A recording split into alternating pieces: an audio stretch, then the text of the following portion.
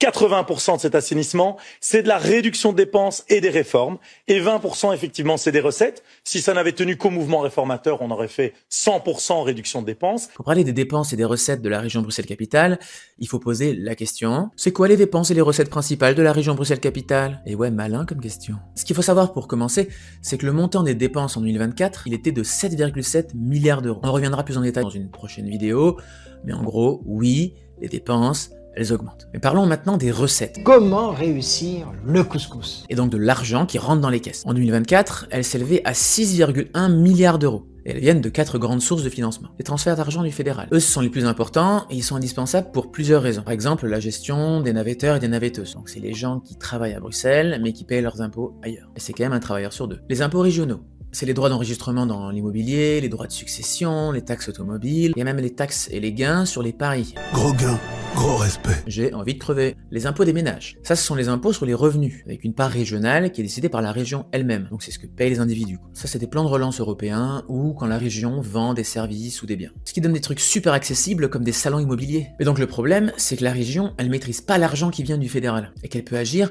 que sur ses recettes propres. Mais donc sa marge de manœuvre pour trouver des recettes dans cette organisation-là, elle est limitée. Alors que Bruxelles, c'est une ville qui produit énormément de richesses.